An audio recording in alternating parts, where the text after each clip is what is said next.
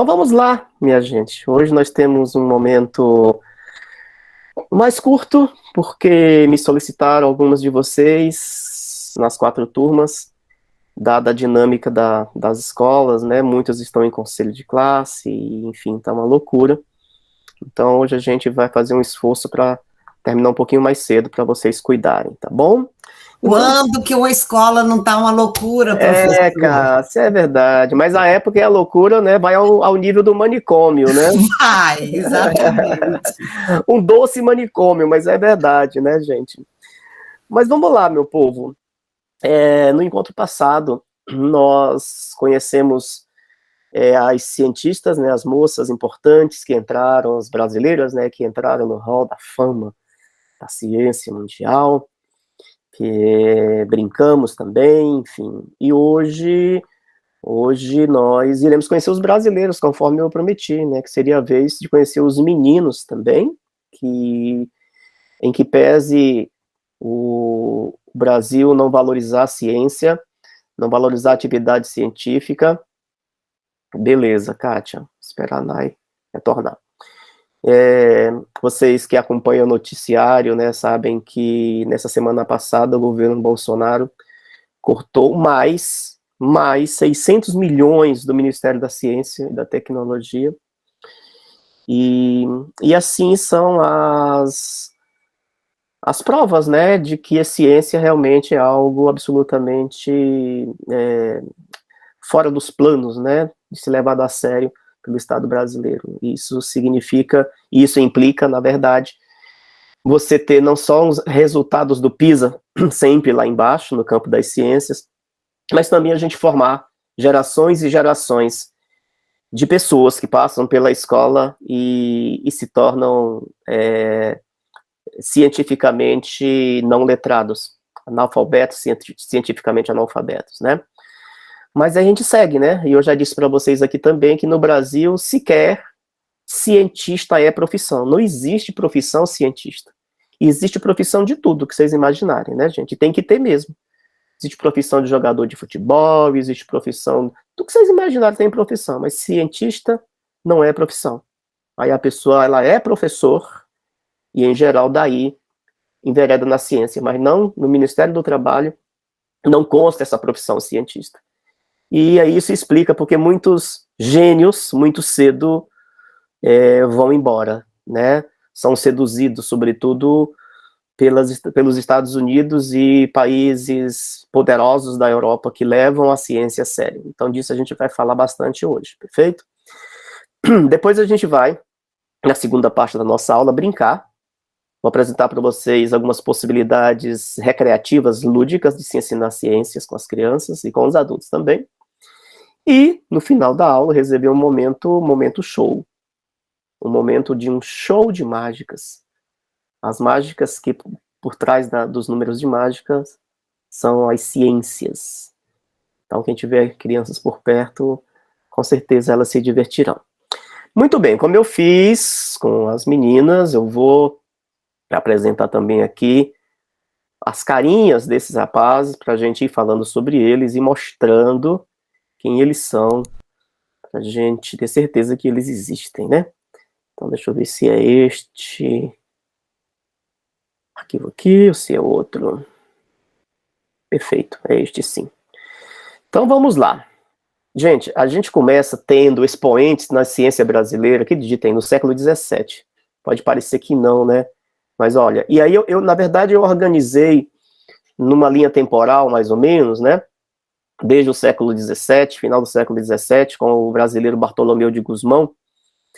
E eu fiz uma seleção breve de 11 cientistas, eu poderia ter selecionado alguns mais, mas assim, lamentavelmente a gente não vai ter em abundância, porque muitos não aparecem, muitos não nasceram na ciência, viveram na ciência e morreram no anonimato. E vocês vão perceber que muitos do que eu vou mostrar, começando pelo Bartolomeu de Gusmão, vocês nunca ouviram falar, quanto mais nossos estudantes. E o encontro de hoje é uma oportunidade de vocês conhecerem esse material todo, vou presentear a vocês, tudo que a gente vivenciar hoje, para que vocês montem a aula de vocês, e em algum momento é uma obrigação nossa, uma obrigação de vocês a partir de hoje, fazer com que os seus estudantes, as suas estudantes, tomem conhecimento de que eles existiram. E que a gente precisa, diferente, né, dos livros didáticos que não trazem esses anônimos, a gente vai perceber que alguns a gente conhece, mas por circunstâncias de epidemias, mas a gente precisa fazer com que as crianças entendam que os cientistas não são pessoas, não são gênios que só vivem nos Estados Unidos e na Europa, sobretudo nos Estados Unidos. Essa formação, né, essa ideia, concepção prévia, essa pré-concepção, na verdade, esse preconceito de que os gênios são todos de fora, né? A gente precisa derrubar vários tabus, e com certeza este é um deles. Então a gente começa com um cara, o Bartolomeu de Gusmão, que está aí na foto. Ele nasce em 1685 e morre em 1724. Ele foi o primeiro cara a construir e voar em um balão. E ele era conhecido como padre voador, porque ele era padre. A diferença entre um padre sem juízo e um padre cientista é o exemplo daquele padre catarinense, quem havia nascido nessa época, só tem meninas e meninos novinhos, mas vocês vão lembrar que houve um padre catarinense há cerca de, sei lá, de 10 anos, talvez, né, que inventou que ia voar de balão, e aí ele se amarrou em balões de festa com gás hélio, e foi. Na verdade, ele voou, ele flutuou, mas obviamente que os balões foram estourando, e ele se espatifou em penhascos, e depois achou-se o corpo desse padre todo em frangalhos. Então essa é a diferença de um sem juízo e de um cientista. Então o Bartolomeu de Gusmão deixou esse legado para os outros voos, os outros balões que vieram depois dele. Em seguida, Adolfo Lutz. Eu espero que vocês tenham ouvido falar do Lutz, e se vocês ouviram falar, eu espero também que vocês já tenham falado sobre ele para as crianças, para os estudantes e as estudantes de vocês, é obrigação. O Adolfo, ele, como está aí no slide, ele nasce em 1855 e já falece em 1940, já no século XX, né, metade do século XX. E qual foi a principal contribuição do Adolfo Lutz, gente? Foi o combate à malária, né? Ele é o pai da descoberta do Aedes aegypti como transmissor da malária em meados aí de 1930. Agora presta atenção. Em 1930, o Aedes aegypti já matava. E matava muito. Quando a gente ouve falar das epidemias de malária, já era o mosquitinho, o Aedes aegypti. Agora veja, nós estamos em 2020 e tanto. E o Aedes aegypti não só continua muito forte, como além da malária, nós já sabemos que ele transmite a chikungunya, a dengue e outras doenças que ainda hão de aparecer. O que eu estou querendo dizer com isso? O Adolfo Lutz descobre, que ele transmitia a malária. E ele era sanitarista, e ele identifica também que as questões sanitárias são muito importantes. O saneamento básico é muito importante para você exterminar, para que nós possamos exterminar o mosquito. Mas de lá para cá, olha onde nós estamos. Nós não só aumentamos, né? O mosquito não só aumentou seu poder, mas todo ano a gente pode tirar pela capital da República. Imagina em outros lugares cuja atenção à saúde ela é muito mais negligenciada, a situação das mortes, né, das perdas de vidas pelo Aedes aegypti. Nós não conseguimos construir políticas públicas sanitárias, né, que consigamos tirar o lixo das ruas ou educar a população para colocar lixo no lugar correto, parará, né? Então vejam, isso interessa à escola. A escola tem uma participação muito poderosa nessas políticas, tá, gente? O próximo cara, eu também espero que vocês tenham ouvido falar dele, o nome Brasil está no sobrenome, embora o Brasil dele seja com Z, Vital Brasil. Vocês vão perceber que esses 3 ou 4 primeiros que eu estou mostrando foram sanitaristas E vieram quase que numa sequência temporal, numa cronologia, próximas, né, de contemporaneidade, eles são contemporâneos, vamos dizer assim. Vocês percebam aí que ele nasce 10 anos depois que o Adolfo Lutz, e morre 10 anos depois também. Então, o Vital Brasil, ele foi um médico também, sanitarista, e das várias descobertas que ele fez, gente, de impacto mundial, um deles foi o soro antiofídico, que salvou a vida de centenas e centenas de milhares de brasileiros e outras populações fora do Brasil, onde a ideia desse soro chegou contra animais peçonhentos, né? E daí a gente deve a ele a criação do Butantan, né? O Butantan tão falado nesses tempos de vacina, né? Mas todo mundo sabe que o forte do Butantan até então é a produção do soro antiofídico, graças a esse homem, esse sanitarista, o Vital Brasil. E não só, ele também trabalhou em campanhas contra a tifo, o tétano, a varíola, então ele teve assim, uma importância essencial. E ele é homenageado, né, Brasil afora, sobretudo em muitos prédios que tem clínicas, né, prédios, edifícios de clínicas, aqui na Asa Sul nós temos, né, o edifício de clínicas Vital Brasil, e a gente entende por que esse cara é homenageado e precisa ser mesmo. Depois do Vital Brasil, um cara super famosão também, epa, que a minha imagem agora foi para o espaço. Vocês estão vendo a imagem? Não, né, gente? Não, está apresentando um erro. Tem um erro no arquivo. É isso. É verdade. Então, beleza. Como eu vou mandar o arquivo para vocês, não sei o que aconteceu, mas enfim, eu vou mandar e vocês vão ver as carinhas dos demais. Infelizmente, essas coisas. Aí são todos os demais. Olha, que coisa chata. Ai. Mas tá bom. Depois do Vital Brasil, eu vou apresentar o Oswaldo Cruz, que também vocês conhecem, né? Oswaldo Cruz também foi um médico sanitarista, e a gente deve a ele o combate à peste negra no Brasil, né? Depois do Vital Brasil, nós temos o Carlos Chagas, que também é muito homenageado. Carlos Chagas também foi um sanitarista. Ele trabalhou na Fiocruz, praticamente ele fundou a Fiocruz, que hoje também, nos tempos de pandemia, a Fiocruz ficou mais popular do que já era, né? E combateu a malária, e ele descobriu o agente etiológico, o protozoário que causa a malária, o Trypanosoma cruzi. Que causa a doença de Chagas, o Trypanosoma cruzi, o besourinho, né? Depois do Carlos Chagas, a gente pode elencar um cara chamado José Leite Lopes. Daí em diante eu tenho certeza que vocês não conhecem, né? Por exemplo, José Leite Lopes, ele nasceu em 18, ele morre em 2006, o campo dele é a física, e a gente deve a ele, ao José Leite Lopes, a criação do CNPq. Quando a gente ouve falar da palavra CNPq, por favor, lembre-se do José Leite Lopes, Conselho Nacional de Desenvolvimento Científico e Tecnológico. E também a criação da Comissão Nacional de Energia Nuclear, que nem muito, muito importante no Brasil. Quem tem memória vai lembrar que também há coisa de talvez 30 anos, tivemos um acidente sério em Goiânia com o Césio 147. E daí foi uma das primeiras atuações firmes do Conselho Nacional, da Comissão Nacional de Energia Nuclear, para que aquela tragédia não tivesse sido muito, muito, muito pior. Já houve ocasiões também que essa comissão interviu em vazamento radioativo nas usinas de Angra. Enfim, tudo é muito importante.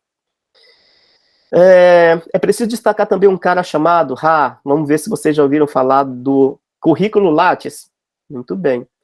Na verdade, o Currículo Lattes é uma homenagem, é uma plataforma eletrônica, uma base de dados dos currículos de todos os pesquisadores brasileiros, em homenagem ao cara chamado César Lattes.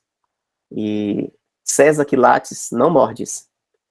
Ele foi um físico tão importante, né, mundo afora, que ele também é homenageado em vários lugares, né, do mundo, Estados Unidos principalmente. Nós temos um cientista também pouco conhecido no Brasil, nada conhecido no Brasil, que se chama Clodovaldo Pavan. Toda vez que a gente pensar em genética, e a gente se associar as pesquisas em genética a cientistas famosos de fora, a gente tem que pensar no Clodoaldo Pavin, porque ele foi o pioneiro nos estudos de genética no Brasil. Depois dele, eu vou citar um cara também, certeza que é desconhecido, que ele inventou simplesmente as memórias eletrônicas, ou se hoje os computadores, né, enfim, guardam arquivos nossos em memórias eletrônicas, a gente deve a um brasileiro. O cara se chama Carlos Paz de Araújo. O 10º e o penúltimo cara, é um cara que simplesmente eu adoro, é o Marcelo Gleiser, é um cara jovem, ele nasceu em 1959, então... Acompanho ele desde a Folha de São Paulo. Ah, ele é ótimo, né? Sensacional. Ele é sensacional, gente. Quem não conhece, por favor, procure no Google. Ele é um divulgador científico, então ele é muito acessível em canais do YouTube, programas de TV, sobretudo essas TVs fechada, né, que tem uma programação mais de qualidade, né, de maior qualidade, procurem, além dos livros dele. Então, o Marcelo, ele é físico, astrônomo, professor, escritor, mora nos Estados Unidos, é professor de universidade americana e mais um dos cérebros geniais que precisou se mandar do Brasil para fazer suas pesquisas, seus estudos. A importância desse cara é tão grande que ele é um dos fundadores da Associação de Física Norte-Americana, né, ou da Sociedade Física Americana, para ter uma ideia. Dos livros que ele escreve de divulgação científica, que são sempre maravilhosos, ele ganhou 2 vezes o Prêmio Jabuti, que é o Nobel da Literatura Brasileira. Ganhou só 2 vezes, tá? Ele ganhou em 1998 por um livro que eu tenho aqui também, chamado A Dança do Universo. E depois ele ganhou em 2019, bem recente agora, com um livro chamado O Fim da Terra e do Céu. Depois procure Marcelo Gleiser. O 11º cara, ele nasceu em 1961, veja como ele é jovem, mas eu quero ter esperança que algum de vocês já tenham ouvido falar do nome de Miguel Nicoleles. Miguel, ele é um neurocientista e, claro, trabalha como professor e pesquisador em uma universidade norte-americana e dedicou a vida toda como neurocientista a estudar as integrações do cérebro humano com as máquinas. Olha que coisa interessante. As pesquisas do Miguel são voltadas ao desenvolvimento do que ele chama de próteses neurais para a reabilitação de pacientes que sofreram ou se sequelaram com paralisia corporal. Né?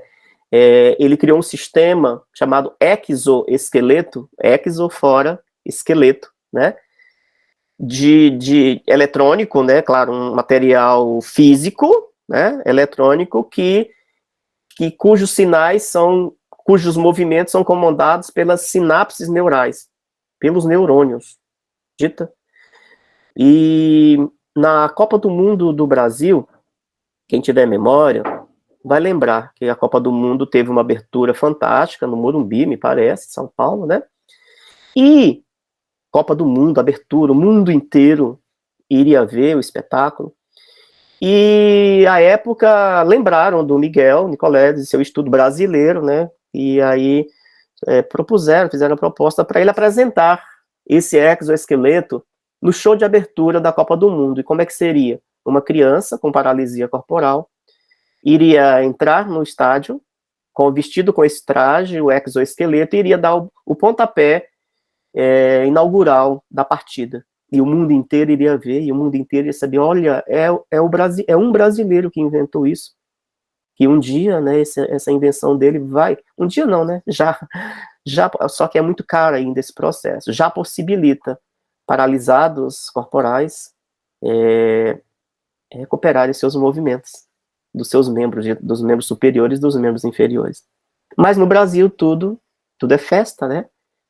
E o show de abertura foi sempre muito fantástico, né? Esse show de abertura de Olimpíada, de Copa do Mundo, né? E eu sei que me parece que teve a Shakira, um show sensacional, Ivete, Daniela, Cláudia Leite, não sei o quê, e aquela coisa, e tinha um tempo, né? Parará, e a partida já ia começar, poxa, o Miguel Nicoleles com a criança. Aí as câmeras correm, né, viram-se para o centro do campo, a criança já está lá no centro do campo, vestida do exoesqueleto, o grande, genial Miguel Nicoleles com a criança andando, gente, a criança se locomovendo. E aí a bola está no meio de campo, e assim como combinado, a criança deu o pontapé. Mas eu vou falar uma coisa para vocês. As câmeras focaram de um jeito tão rápido, mas tão rápido, que voltaram para o show, para mostrar a alegria da torcida, não sei o que, era mais importante, né? E aí sobrou quase nada para o mundo inteiro ver, né? Eu considero mais uma vergonha nacional. Mas é isso, dizer que esse cara existe, esse cara é nosso, e esse estudo dele já está muito, muito avançado, e essas próteses eletrônicas, robóticas, já existem e têm sido utilizadas em várias partes do mundo. Eu disse que iria relacionar a 11, né? Esse 11º é o Miguel Nicoleles, mas tem o 12, tem o 13, tem o 14, tem o 100. E quem são esses? São os estudantes de vocês. São os meninos e suas meninas, aqueles que sempre olham para vocês com os olhos faiscantes de curiosidade, com as indagações que não cessam, com as perguntas, com as dúvidas sobre tudo, e um repertório quase que infinito de perguntas. Cabe a cada um de vocês permitir que eles sonhem e que eles e elas, em algum momento, vão perfilar essa lista de cientistas, meninos e meninas, orgulhando o Brasil mundo afora. Muito bem, eu vou parar a apresentação. Eu prometo que eu mando os slides com os rostinhos desses que eu não consegui mostrar, que tem a teimosia aqui do sistema, né? Algum comentário até o presente momento? Tudo certo? Quem gostaria? Eu vim acompanhando o trabalho do Nicoleles durante a pandemia, professor. Sim, né? ele é muito até envolvido, integrava. né, Kátia? Isso. O Consórcio Nordeste, né? Isso, então, assim, apesar, ele tem todo o trabalho, né, relacionado aos estudos, né, da neurociência, mas ele não se absteve e foi uma voz muito ativa, tentando orientar, integrar cientistas, né, fazer divulgação de informação real. Na época que a gente teve uns apagões aí de dados, reunir instituições para que a gente conseguisse ter dados mais confiáveis, digamos. Então, ele está em tudo, tá? Tentando ajudar o Brasil, né, em todos os sentidos, nesse momento principalmente. Ele não se furta a se posicionar, o posicionamento político dele é muito claro também. E ele é nordestino, tá, gente? Ele é potiguar. Eu acho que pode ter sido um desses fatores dele constituir e liderar esse consórcio de cientistas nordestinos, sobretudo, né? Bem lembrado, Kátia. Mas alguém gostaria de pontuar, de fazer algum comentário sobre esses gênios? Então vamos seguir, né? A qualquer momento vocês podem, por favor, obviamente, comentar. Muito bem, então agora a gente vai para a brincadeira. Deixa eu ver por onde eu começo. Eu vou começar com uma brincadeira. As 3 brincadeiras que são tantas, mas eu reservei 3 brincadeiras que eu criei ao longo desses, sei lá, 10, 15 anos que eu trabalho com esse curso, 10 anos pelo menos que eu trabalho com esse curso na IAP, quando fazíamos o presencial. E sempre fiz com, por exemplo, o que a gente vai brincar agora se chama Verdade ou Mito. É um quiz que é um baralho. Então, são todos produzidos por mim. Eu levantei, são questões de ciência, que são 40 cartas. Antes que vocês me peçam, vocês já ganharam, tá? Vou mandar tudo para vocês, é só imprimir e recortar num papelzinho mais duro, tá? No que consiste? Eu vou fazer uma afirmação, e ante essa afirmação, vocês vão pegar aí um pedaço de papel. Eu vou pedir, inclusive, que o restante do povo que está com a câmera fechada, que puder ligar, seria muito interessante, proveitoso para a brincadeira, se a gente pudesse se ver. Vocês vão pegar um pedaço de papel e uma caneta, para irem anotando os erros e os acertos do quiz.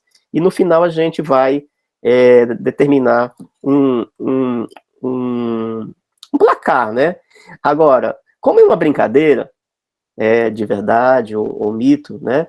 E são perguntas que eu elaborei a partir de várias fontes de revistas de divulgação científica, como a Galileu, Ciência Hoje para Crianças, a Super Interessante, a BBC Ciência, e outras tantas, tá bom? Então, não são questões levantadas do acaso e nem de fontes não confiáveis, são fontes confiáveis, até porque eu sempre digo a importância da gente propagar o conhecimento, os conceitos científicos e evitar exatamente os conceitos ilegítimos, tá?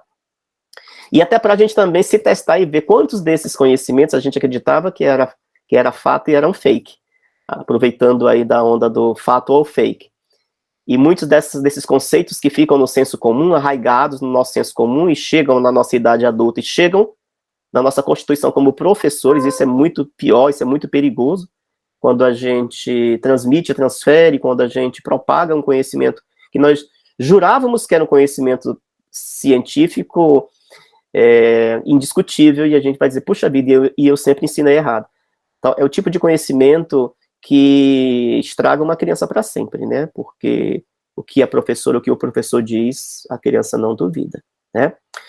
Então, sim, papelzinho do lado, eu gostaria que vocês fizessem uma coluna, de um lado vocês colocam a letra V, do outro lado vocês colocam a letra E. V de verdade e M de mito. Então, eu vou fazer uma pergunta, vou colocar aqui na tela o quiz, uma ficha de cada vez. Então, eu estava dizendo, na sala de aula presencial, a gente fazia isso, claro, eu puxava as cartas, fazia a pergunta. Essa brincadeira pode ser feita em duplas, em trios, e aí as crianças podem discutir no prazo de tempo razoável que você estabelece, e aí depois você dá a resposta e a explicação científica. E aí o jogador vai lá e corrige, né? Se ele acertou, então ele, né, computa um ponto, se ele errou, enfim, e assim por diante. E no final a gente estabelece um placar. São 40 cartas, mas hoje, só para vocês conhecerem, eu vou jogar com 20 cartas. E eu fiz aqui um placarzinho, vou colocar aqui no chat, para brincar com a ideia, para torná-la mais divertida, que é a seguinte, vai lá, pufo. Se você acertar de 0 a 5 pontos, significa que o seu conhecimento em ciência é sofrível. Se você acertar de 6 a 15, você é quase gênio.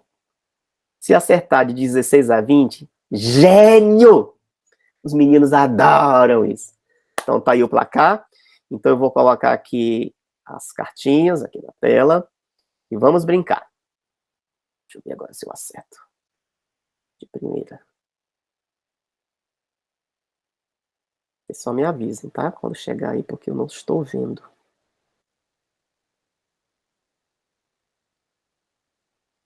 Chegou, né?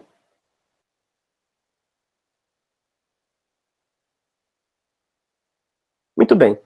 Como eu peguei aleatoriamente 20, eu não comecei do início. Esse jogo eletrônico que eu bolei, que vocês vão ganhar também, vocês vão ter uma capinha do jogo, ilustrada, é muito legal. Mas pergunta número 1. Ou afirmação número 1. Os morcegos são cegos. Verdade ou mito? Então é isso. Vocês vão marcar aí o que é que vocês julgam, se é verdade ou se é um mito. Agora eu vou dar a resposta. Deixa eu só tirar aqui a minha capinha do chat, que aí eu vejo vocês melhor. Beleza. Então, atenção. Mito. Explicação científica. Os morcegos têm uma ótima visão, tão boa quanto a de humanos, somente para a sua caça noturna que se orientam com ultrassons. Próximo. Realmente existem encantadores de serpente. Verdade ou mito? Mito! As cobras escutam graças às vibrações que chegam ao seu crânio e à sua pele. Quando uma cobra move a cabeça em direção ao encantador de serpentes, é a maneira que ela consegue observar melhor todos os movimentos dos instrumentos. Próxima pergunta. Mergulhar um celular molhado no arroz seco pode salvá-lo. Verdade ou mito? Verdade. Explicação científica. O arroz é um material higroscópico, absorve água do ambiente. É importante, no entanto, retirar o aparelho da água o mais rápido possível, desmontá-lo e secar seus componentes com um pano antes, para evitar corrosão e não saturar a capacidade de absorção dos grãos. Recomenda-se deixar o eletrônico mergulhado no arroz pelo menos por um dia. Eu já fiz isso, professor, e deu certo. Olha, agora eu não sei qual o preço do arroz, né, Cássia? Aí professor, coisa... mas foi alguns anos atrás, então deu certo. O arroz estava acessível, tá certo, muito bem. E eu já fiz isso também, gente, eu já precisei. Mergulhei com o celular no meu bolso, numa piscina. Esqueci que ele estava no bolso. E eu salvei também o meu celular. Próxima pergunta, ou próxima pegadinha. Opa! Só usamos 10% do nosso cérebro. Verdade ou mito? Mito, né, gente? Usamos todas as áreas do nosso cérebro. Até quando estamos descansando. É verdade que o cérebro é muito flexível. Podemos viver com a metade do cérebro. E é verdade que não usamos tudo de uma vez, já que algumas áreas estão especializadas. Quando caminhamos, por exemplo, as partes centradas na atividade motora são as mais ativas, são mais ativas que outras. Mas não existe uma parte do cérebro que não faça nada e que esteja esperando ser ativada para ganharmos superpoderes. Marque aí. Um dos hemisférios do cérebro é dominante, e isso determina se fomos mais artísticos ou mais racionais. Verdade ou mito? Mito! É verdade que certas áreas do cérebro são especializadas. A linguagem é processada no hemisfério esquerdo, por exemplo. Mas não é verdade que um dos hemisférios domine sobre o outro, por melhor que alguém seja com as palavras. Próxima. O iPhone é mais seguro que um aparelho com Android. Verdade ou mito? Ou seja, o iOS é mais seguro que o Android. Verdade ou mito? Vamos ver. Verdade. Explicação científica. Existem ameaças nos dois sistemas, mas a Apple é mais rigorosa no controle dos seus aplicativos. Para que se publique um app na Apple Store, é necessário que o desenvolvedor passe por uma série de etapas e correções que, por exemplo, o Google Play não exige. Então, essa é bem contemporânea, né? Estalar os dedos causa artrite. Estalar aqui, assim, nesse movimentinho que a gente faz, né? É verdade ou é mito? Mito! Esse ruído nas articulações dos dedos é produzido por bolhas de gás acumuladas ali e não tem efeitos nocivos. Próxima. O estresse. O estresse faz você ficar de cabelos brancos. Isso é verdade ou é mito? Mito! Não fique culpando o estresse dos seus cabelos brancos. Porque não exatamente o estresse provoca queda de cabelo. Ó, o estresse, sim, provoca queda de cabelo e não embranquecimento do cabelo. E o cabelo pigmentado é mais fraco. Ou seja, o cabelo escuro ele é mais fraco do que o cabelo branco. Por isso, são esses que caem, enquanto os brancos permanecem. Quer dizer, se você já tiver cabelos brancos, o estresse o deixará só com eles. Se não tiver, corre o risco de ficar careca. Próxima. O cérebro humano é mais ativo durante o sono. Isso é verdade ou isso é mito? Será que dormir é um grande lance para a gente ser gênio? É verdade. É durante aquele sono bom e relaxante que o cérebro humano mais trabalha e assimila informações. Aliás, há até estudiosos que apontam que esse fato possa estar ligado aos nossos sonhos. A ciência já comprovou que pessoas com maior QI tendem mais a sonhar e que dá aquela dormidinha durante o dia, logo depois do almoço, de preferência, ajuda o cérebro a ter mais disposição para o trabalho e para o estudo. Quem tem o hábito daquele cochilinho, ó, parabéns, hein? Próxima. O cérebro não sente dor. Verdade ou mito? Verdade. Apesar de ser responsável pela interpretação das dores, presta atenção, ele é responsável pela interpretação das dores que você sente em todo o corpo. O cérebro em si não sente dores. Aliás, é por isso que as cirurgias no cérebro podem ser feitas com o paciente acordado e, às vezes, até fazendo coisas como tocar ou cantar, enquanto os médicos operam o órgão. Fantástico, né? Próximo. O Sol é amarelo. Verdade? Ou mito? Mito! Não deixe as crianças acreditarem nisso. Vemos esse astro amarelo por causa da nossa atmosfera, mas na realidade ele é branco. Como explica o EFL Science, as fotos de astronautas frequentemente são retocadas para que seja visto como nós estamos acostumados. Ou seja, gente, é uma grande maquilagem, né? Vão maquiar o Sol. Próximo. O Sol é uma bola de fogo. Quem tem memória da nossa última aula, ou penúltima aula, não sei. Esse mito já foi desmascarado. Mito, então. A reação é nuclear, não é química. O Sol brilha, mas não está em chamas. Próxima, quase acabando. Em uma noite de céu sem nuvens, você pode ver uma galáxia inteira a olho nu. Verdade? Verdade. Verdade.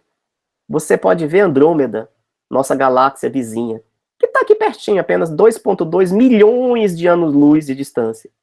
Só que ela é tão gigante, que a gente consegue ver. Quem mora no interior, quem tem o privilégio, né, de passar férias no fim de semana em cidades pequenas, cuja iluminação urbana não é abundante, a gente consegue ver. Quase acabando. Quem tem boa memória vai saber que eu já tinha dito isso. Darwin disse que o homem veio dos macacos. Verdade ou mito? Mito, né, gente?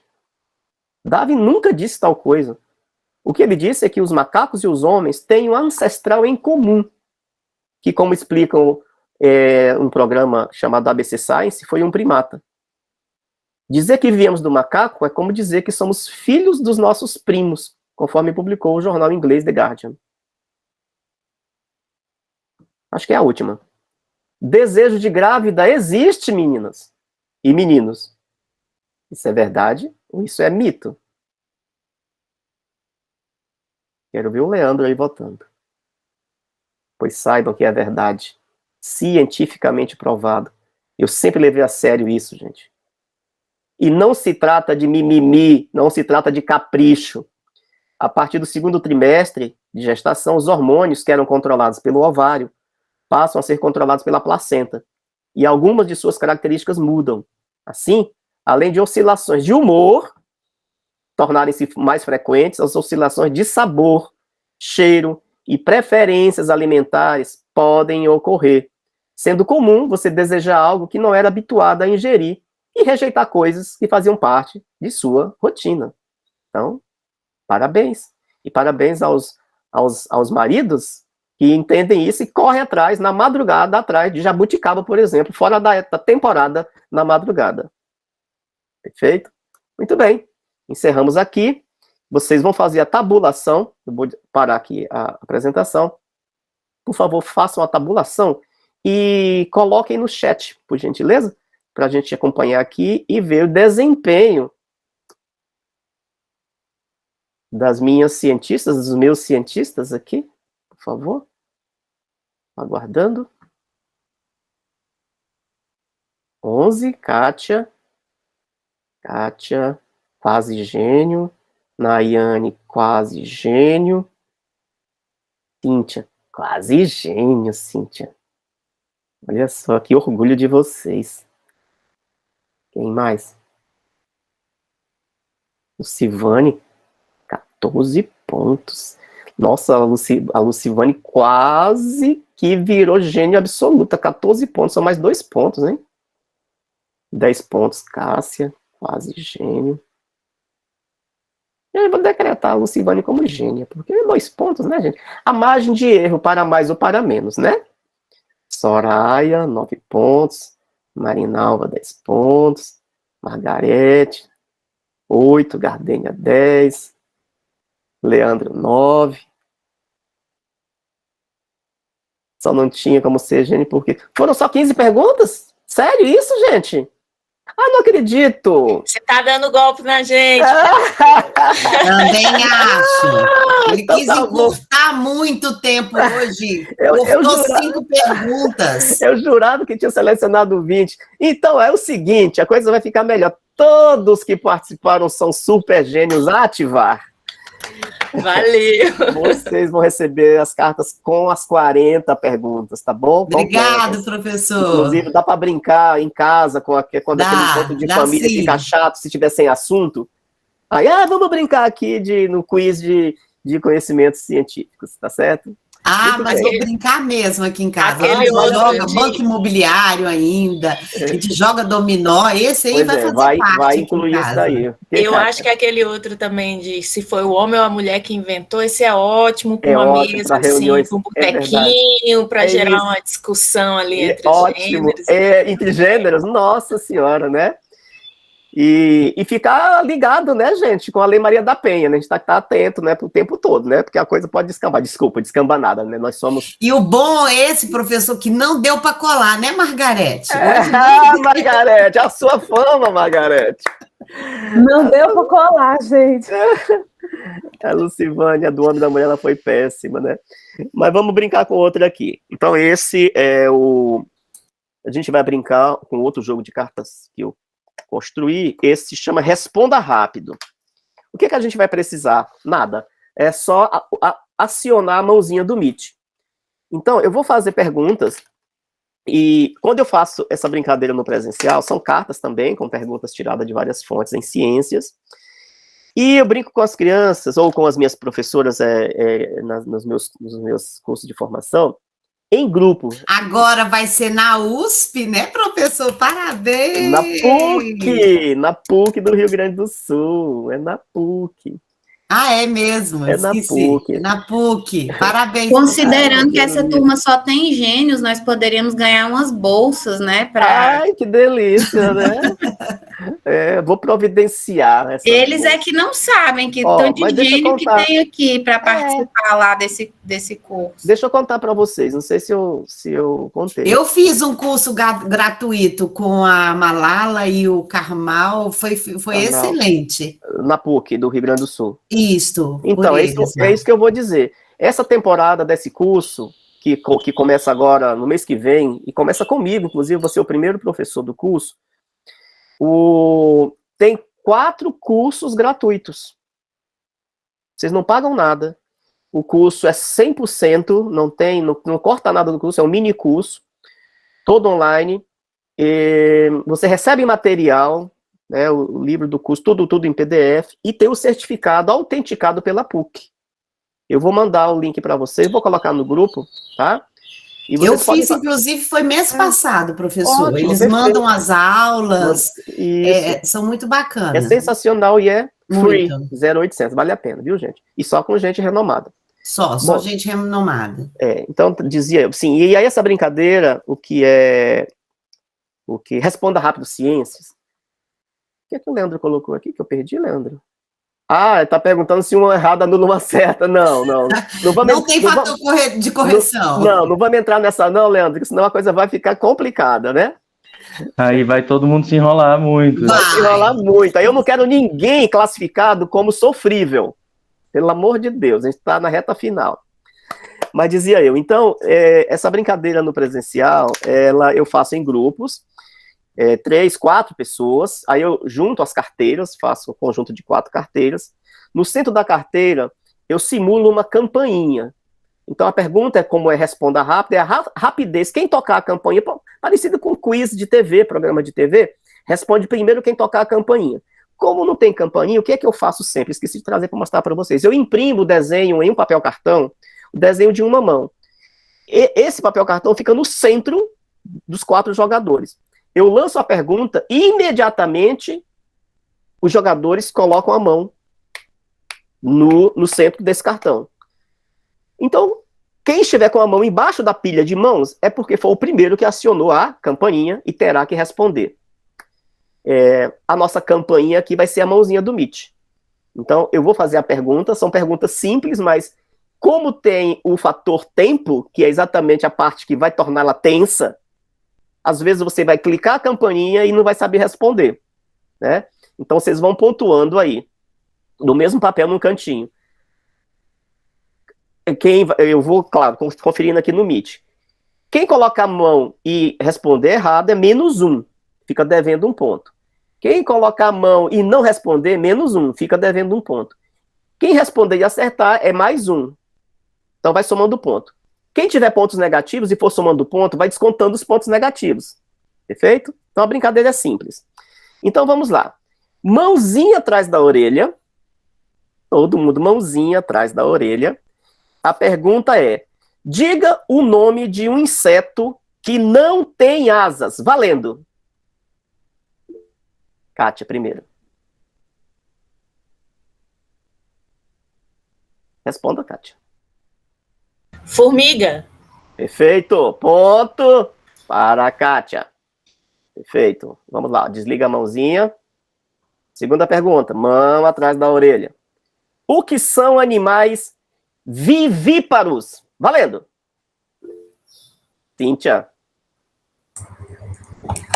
Como diz minha filha, são animais que vêm da barriga da mãe. Perfeita resposta. Perfeita resposta. Ponto para a Cíntia. Baixa a mão. Mão atrás da orelha. Qual o nome do instrumento utilizado para medir temperatura? Valendo. Cíntia. Cíntia. Termômetro. Termômetro. Tem que ser rápido, hein? Ela tá com a mão na orelha apertando com outra mão, eu tô vendo. Opa! É as 2 mãos, professor. Vamos lá. Eu tô a mão aqui, eu não tô mandando a mão da orelha achar. Você foi terrivelmente acusada, Cíntia, pelo amor de Deus. Vamos lá, as 2 mãos atrás da orelha. Valendo. Qual o terceiro planeta em ordem de proximidade do Sol? Valendo. Kátia. É a Terra? Ponto para a Kátia. Valendo. 2 mãos atrás da orelha. Pergunta, responda rápido. Diga o nome de um animal herbívoro. Valendo. Cássia. Elefante? Sim, valendo. Mãos atrás da orelha. Ponto para Cássia. Dê exemplo de um animal artrópodo, que tem os pés juntos e o corpo segmentado. Valendo. E Cíntia. Lacraia? Valeu, perfeito. Lacraia, aranha, escorpiões, formigas, artrópodos. Lembrem-se disso. Mãozinhas atrás da orelha. Explique o efeito estufa. Valendo. Eita! Ninguém. Mas, demônio. Ninguém. Kátia. Vou tentar. Que a atmosfera da Terra, ela forma uma espécie de camada que retém determinados gases, por exemplo, como o oxigênio que a gente respira e tal. Com o efeito estufa, são eliminados gases que absorvem mais calor e aí a temperatura aumenta. É isso? Uma parte da explicação tá certa, é isso mesmo. É isso mesmo. Meio ponto, pelo menos.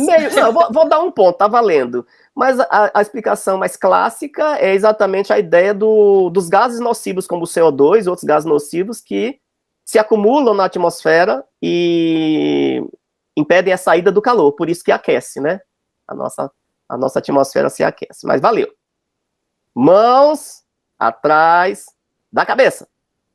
O que é e para que serve a camada de ozônio? Valendo. Cíntia. Serve para proteger contra os raios ultravioletas.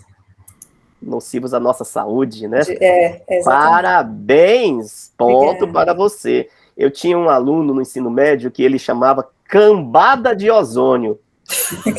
Professor, e aquela cambada de ozônio? Eu achava o máximo ele. Muito bem. Mãozinhas atrás da orelha. O que aconteceria se não houvesse atmosfera? Valendo. Kátia. Além da gente não ter o oxigênio para respirar, né? A temperatura ia ser muito baixa ou muito alta, não sei, mas a gente ia ter alteração na temperatura, a gente não ia ter o oxigênio para respirar e não ia ter esse filtro também, né, dos raios ultravioleta. Perfeito. É isso mesmo. Essa menina é um gênio. É gênia. Quantas temperaturas, os lugares que são frios seriam extremamente frios, os lugares que são quentes seriam extremamente quentes. Não haveria regulação térmica, né, no nosso planeta. Vamos lá. Muito bem, gente. Vocês estão que estão. Próxima perguntinha. Atenção. O que leva o sangue venoso para o coração? Valendo. Cíntia? Eita, eu tô em dúvida, mas é o sangue venoso rico em oxigênio? A pergunta é, o que leva o sangue venoso? O que leva, que coisa que leva o sangue venoso? As veias. Perfeito. Ponto para você. As veias. Tá. Eu entendi errado. Não, perfeito. Então, desdobramento dessa pergunta, todo mundo com as mãozinhas, as duas mãozinhas, Cíntia. O que leva o sangue arterial para o corpo? Valendo. Kátia? Aí são as artérias. Ahá! Perfeito! Eu vou escolher só... Eu escolhi só 20, tá, gente, dessa vez. São 40, eu selecionei só 20, porque tem aqui umas coisas pra gente brincar ainda. Essa também você vai mandar para nós, professor? Tudo Beleza. Vocês vão ter e recortar para brincar. Atenção, penúltima, então. Mãozinhas atrás. Diga o nome de um mineral líquido que se consome diariamente. Valendo.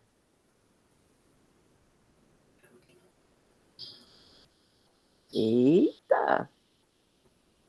O mineral líquido que se consome diariamente. Arrisca, Cíntia. Você tem ponto suficiente para você subtrair. Cíntia, você primeiro. Vou falar. É água, professor? Hein? Mas é água? Mas a Cíntia bateu antes que você, mas você respondeu antes. Tudo bem. A água, gente, a água é um mineral. A gente esquece às vezes que a água é um mineral. Mas não quis arriscar. É porque a gente tem muito na cabeça que mineral é algo sólido. Sólido. Tá vendo? Dos mitos, né? Dos tabus que a gente precisa desconstruir, né? Tá bom.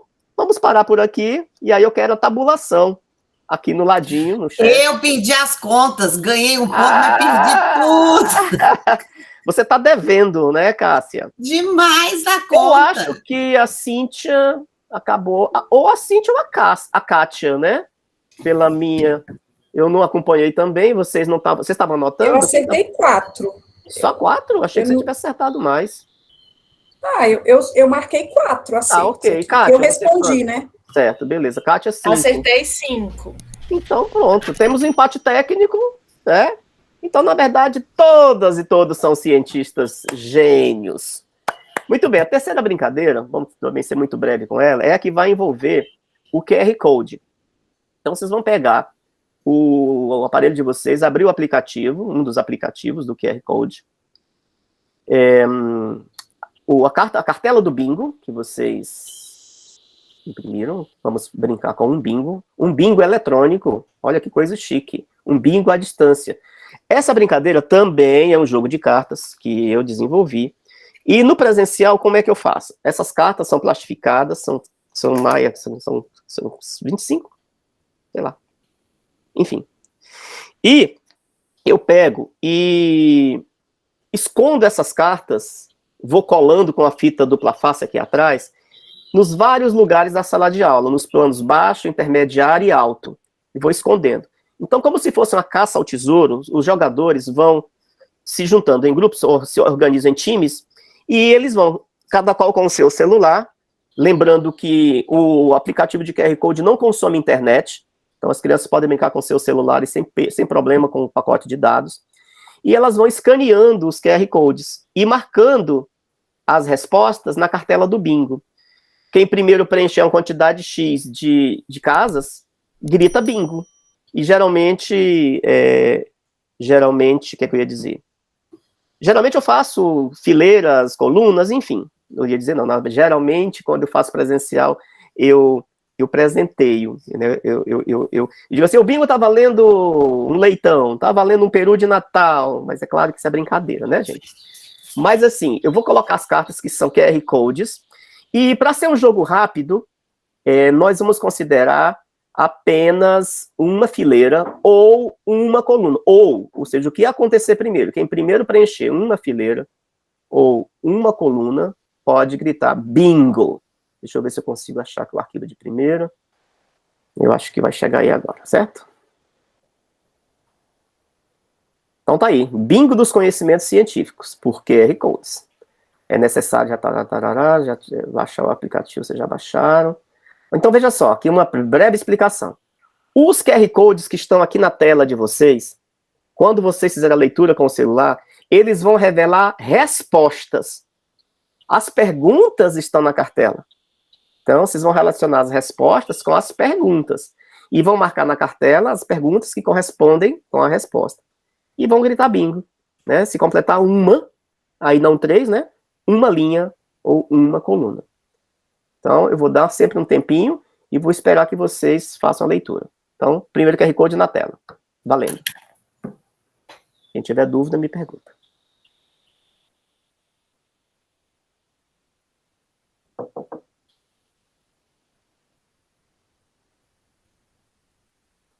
Ah, esqueci de dizer. Alguns QR Codes são pegadinhas. Então, alguns são pegadinhas do Simão. Não tem nenhuma relação com o bingo. Aí vocês... Claro, não vou marcar nada.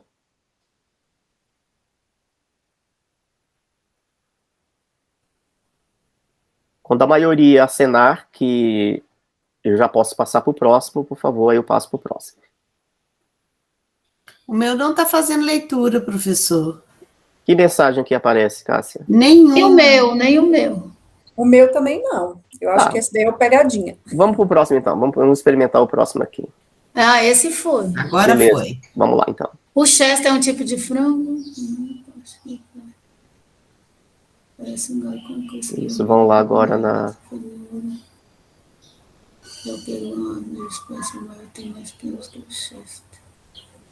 Aí a gente marca, é? Isso, vai lá e faz a associação entre a pergunta e a resposta e marca na cartela. Qual a diferença entre o Chester e o peru? Achei. Aí marca aqui, né? Aí tu vai ficar falando para todo mundo, né, Marinalva? Foi mal. Tu vai entregar para todo mundo, né? É segredo. Jogo é jogo, menina. Segredo. Vamos lá, vou passar pro próximo, tá? Atenção. Próximo QR Code na tela.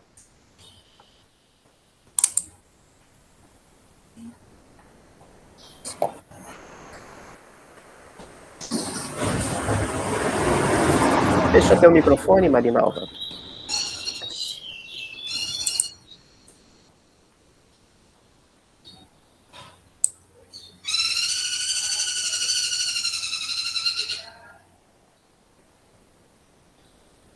Posso passar?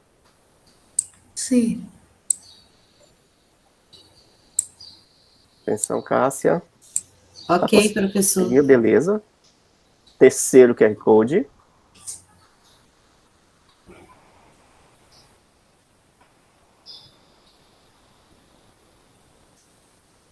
esse não leu. Esse meu não leu. Ok, Cássia, você leu? Não Agora leu. leu. Agora leu?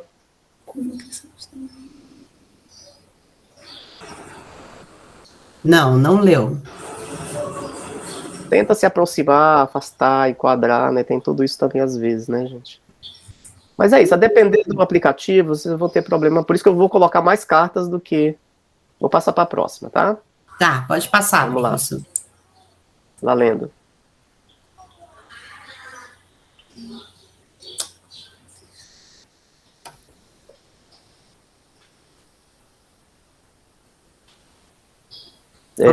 Ok, beleza. Só reforçando a informação, gente, quem tá utilizando o QR Code nativo do teu telefone, ou seja, o que a gente utiliza pela câmera, não vai funcionar mesmo, tá? Por isso que eu pedi para baixarem os dois apps. Tá, o próximo QR Code, vamos ver que surpresa tem neste.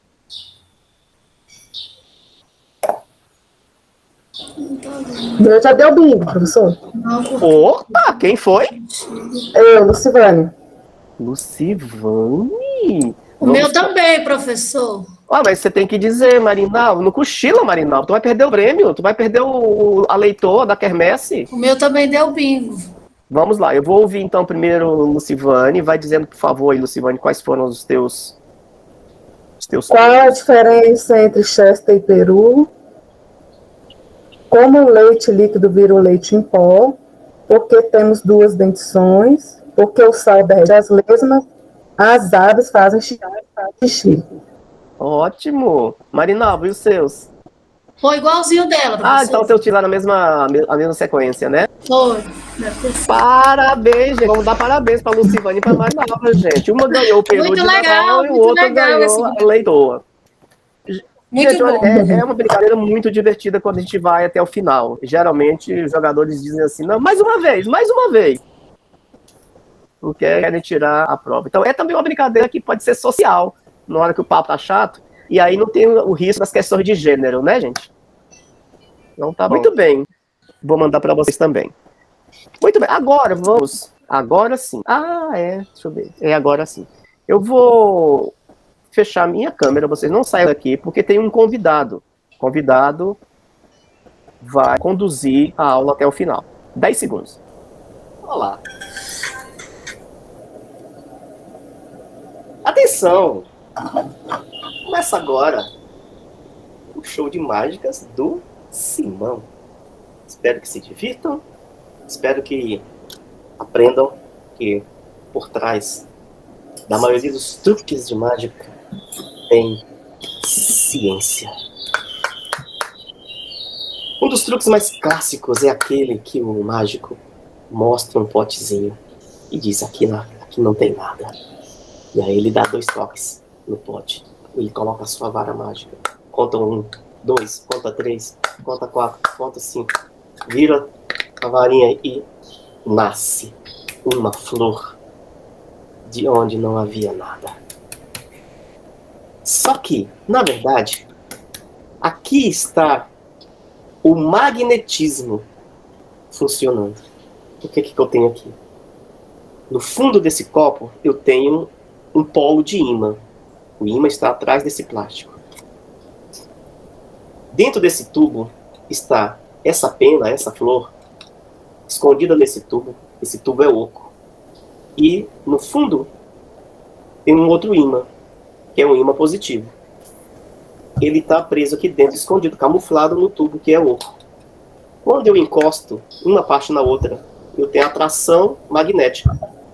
Um ímã puxou o outro. Quando eu tiro a varinha, o efeito magnético prende essa parte da pena, da flor, no ímã que está no potinho. Truque revelado. Então, ciência pura, magnetismo. Mas, como mágico, eu ganhei muito dinheiro. E porque eu tenho muito dinheiro, inclusive, eu costumo trabalhar em dólar, costumo trabalhar em euro. Como eu tenho muito dinheiro, eu me dou ao luxo de brincar de furar dinheiro. Não, isso aqui é brincadeira. Embora o meu dólar tenha uma marca chinesa que tem um carimbo chinês, é dólar chinês. Então aqui eu brinco às vezes de perfurar minhas notas de $100. Mas às vezes eu estou precisando de uma e digo assim, não, mas eu preciso dela, atenção, 1, 2, 3. Olha, cadê o furo da nota? A nota está intacta e a minha caneta está aqui. Vira a nota de um lado, vira a nota do outro lado. Veja aqui para ver que eu não estou encobrindo nada. Coloco de outro lado, explora a nota. Então, na verdade, o truque está na caneta. Magnetismo novamente. Na verdade, essa caneta, ela se separa em 2 partes. 2 ímãs. E o que acontece aqui? Eles se juntam, eles se atraem. E o papel, ele fica no centro. O papel não está furado, ele está preso entre um lado do ímã e outro. Quando eu puxo com força, vou fazer de novo. Simplesmente tiro o papel que está preso entre os 2 ímãs. Então, não é mágica, é ciência. Ciência. Ciência pura. Eu vou revelar um outro segredo, que é, atenção, minhas mãos estão livres, não há nada nas minhas mãos, estão limpas. E atenção, muita atenção nessa hora. Vou até tentar diminuir a luz aqui, para ver se o efeito fica melhor. Eu vou fazer com que a ponta dos meus dedos fiquem incandescentes. Na verdade, eu quero produzir um tufo de fumaça dos meus dedos.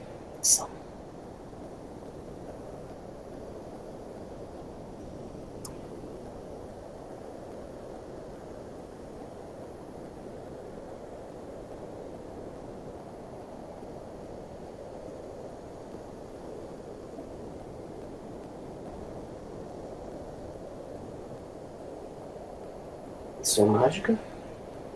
Isso é ciência.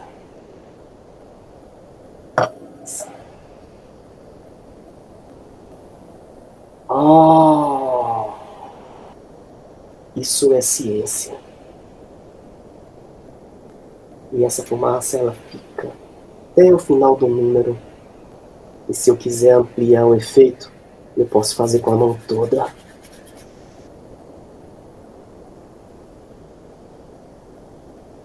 O que foi que aconteceu aqui? O que aconteceu aqui é que quando a gente pega 2 elementos, um elemento combustível, e aplica nele um atrito, então nós temos o quê? A combustão. Nós temos um elemento combustível e um elemento que é atrito. Eu vou dar o exemplo da caixa de fósforo. A caixa de fósforo, muita gente diz assim, pega ali um palito de fósforo para mim. Eu vou aproveitar e vou derrubar 1 litro, um tabu. Da próxima vez, se é para falar cientificamente correto, não existe palito de fósforo. Viu? Cientistas que são top de linha aqui. Todo mundo foi super gênio hoje. Sempre, né? Hoje não. O palito, ele é de enxofre. A caixa é de fósforo. Onde está o fósforo na caixa? Na lixa. As caixinhas de madeira, antigamente, quando vocês encontram a caixinha de madeira, nas laterais da caixinha você tem a lixa, onde vocês vão pegar o palito e provocar a faísca. Aquela lixa, o material químico daquela lixa é fósforo. É o elemento químico fósforo. A caixa é de fósforo, o palito é de enxofre. E esse palito, né, o material que vai nesse palito, que é o material combustível, né, não é só o enxofre, na verdade, é um conjunto de material combustível que entra o enxofre e entra a amônia, um derivado da amônia. Então, para quem acha que o que está ali na ponta do palito de fósforo é a pólvora, não é a pólvora, até porque a pólvora é muito perigoso. Então, não é a pólvora. Existem outros materiais combustíveis. Então, nesse caso, na verdade, a história do fósforo ela é muito interessante, porque lá nos primórdios, quando um escocês inventou o fósforo no palito, ele colocou no mesmo material o combustível e a ignição. Então ele colocava tudo na mesma caixa. E aí deu uma explosão, enfim, quando você atritava, quando você sacudia, eles entravam em atrito. Ou seja, é como se a gente colocasse na cabeça do palito os dois elementos, o elemento comburente e o elemento combustível, o que vai entrar em reação, na verdade, né? Em reação. Então basta você sacudir uma caixa e aí pronto, a explosão acontece. Veio o inglês depois e separou as duas coisas. E deixou, então, um elemento na caixa e o outro elemento no palito. Para que somente quando os dois se encontrarem com o atrito, você provocar a chama. Daí em diante, se vocês tiverem curiosidade, é obrigatório ter essa informação numa caixa de fósforo, essa expressão, fósforos de segurança. Agora vocês vão entender porque está escrito fósforo de segurança. É uma norma do Inmetro, dizendo que eles são seguros. Primeiro, que não são de pólvora, e segundo, que esses dois elementos estão bem distantes, um dentro e um fora. Então, esse elemento fósforo, né, que vai na lixa da caixinha. As caixas de papelão, né, as caixinhas de fósforo de papelão já vem embutido no próprio papelão esse material de fósforo. As antigas não. Se você tirar o papelzinho dela, vocês vão tirar essa lixinha. E aí o que acontece? Quando você queima, o resultado da queima dessa lixa libera um óleo. Vou mostrar aqui para vocês. É um óleo escuro. Então, eu já havia preparado antes do número, eu queimei essa lixa, ela desaparece, ela fica só a cinza, mas aí fica, eu botei um piresinho aqui, o que fica no pires? O óleo de fósforo, altamente combustível. E o que eu faço? Eu coloco na ponta dos dedos, quase nada desse óleo, e esfrego os dedos. Então esse atrito é suficiente para liberar a fumaça, não a chama. Então, quem faz números de mágica com público grande, simplesmente eles colocam isso em grande quantidade. E eles colocam nas palmas das mãos, atritam a mão e abrem, e aquele produz a fumaça do nada da palma da mão. É possível retirar da caixinha de fósforo e fazer o resultado? Não. Porque a quantidade é muito pequena e o componente em si, a mistura dos componentes é diferente. Para dar esse efeito brilhante da mágica, então, esse material, que é, né, o material de fósforo, ele é vendido aí na internet da vida. Em site chinês, por exemplo. Aqui em casa eu sempre tenho um bocado, é baratinho, eu tenho um bocado desse, sempre meus sobrinhos vêm aqui.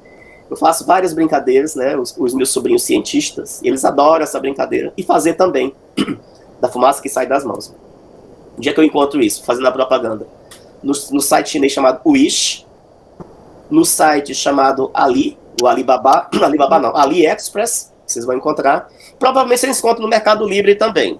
Mas é muito mais barato comprar da China, mesmo porque aqui você não vai avaliar, todos têm o mesmo resultado, né? Vai demorar um pouco mais para chegar, mas é diversão garantida e é uma brincadeira segura que as crianças um pouco mais crescidinhas, elas mesmas podem brincar.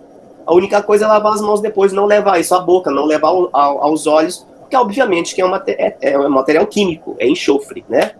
Então, desculpa, é fósforo, é química, é o fósforo, beleza? Existem outras tantas brincadeiras, gente, por exemplo, produção de... Não estava falando da produção de fumaça, mas se você estiver fazendo uma sequência didática e quiser entrar com ela, estudar a origem do fogo, pode brincar com a era do fogo, né? Como foi a descoberta do fogo, o que havia antes, a importância do fogo para o desenvolvimento tecnológico da humanidade, né? Tudo começa, né, de verdade com a descoberta do fogo. Mas nós sabemos que nossos ancestrais quebraram muita cabeça para descobrir a primeira faísca, né? Foram os gravetos, depois as pedras, e aí, mas não era qualquer pedra, né? Então eles quebraram a cabeça, e provavelmente quebraram a cabeça do outro com a pedra, até encontrarem uma pedra específica que em atrito com dois pedaços em atrito um com o outro, provocou a faísca. E foi exatamente a faísca que libertou a mão humana. O fogo que libertou o homem. Essa pedra se chama sílex. E é possível encontrá-la, né, na natureza, abundante na natureza. E o pessoal que trabalha com camping, né, quem curte camping, os escoteiros, enfim, né, tem acesso fácil, enfim, vocês compram isso também, deixa eu aumentar minha luz aqui na internet. Tem um seriado famigerado, que eu só sei que tem, porque eu sempre fico zapeando nos finais de semana os canais científicos da TV por assinatura, como, por exemplo, History, Scientific, enfim, aí tem vários, tem uns 3 ou 4, National Geographic, e de vez em quando aparece um seriado que eu acho ele podre, mas eu acho interessante algumas coisas que por exemplo, como eles produzem o fogo, é o famoso Largados e Pelados, né? E aí, de repente, eles fazem isso, atenção, 1, 2, 3...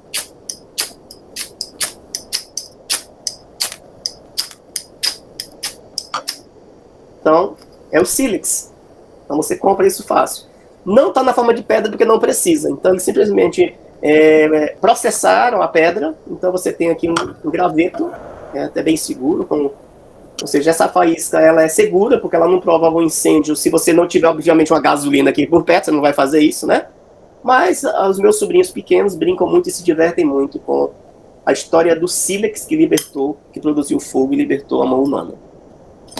Uma outra brincadeira de mágica, outra mágica, né, muito conhecida é quando o mágico abre a carteira e a carteira pega fogo. O fogo sai dentro da carteira. Então é uma carteira comum, né, normal. Eu não vou fazer a mágica agora porque estou num ambiente fechado e o grande que dessa mágica é combustível. Então, vou mostrar para vocês que ela é movida por fluido de isqueiro. E aqui dentro da carteira, o que é que eu tenho? Eu tenho um compartimento secreto, que eu vou abrir aqui para mostrar para vocês. É aqui, ó. Eu abri, e é o que vocês estão vendo. Esses dois lados tem uma pedra de isqueiro aqui, ó. Essa partezinha aqui é uma pedra de isqueiro. E esses dois lados aqui são 2 tapetezinhos de tecido, como se fosse almofada de carimbo, que reservam o combustível. Então, o que é que o mágico faz? Encharca de fluido de isqueiro esses 2 lados, deixa bem encharcados e fecha. Pronto, deixa preparado, fechado. Fechou. Quando ele abre para frente dele. Quando ele abre, ele gira com a mão a pedra de isqueiro. Ele gira, solta a faísca. Quando ele abre, a faísca em acesso com o líquido dá a combustão e sai o fogo. Super seguro, porque o fluido de isqueiro é menos perigoso, mas o controle da chama também é simples. Porque para você interromper uma chama, o que você faz? Corta o suprimento de oxigênio. No que você fechou a carteira, acabou o fogo. Né? Uma das mais conhecidas mágicas, que aí você fala, mas é a ciência, simplesmente a ciência. Feito? Então, um grande abraço para vocês. Vamos cuidar do almoço. Muito bom. Vamos. Tem mais, gente? Obrigado, professor. Eu que agradeço. Tchau, gente. Obrigada. Tchau, gente. Tchau. Tchau. Tchau.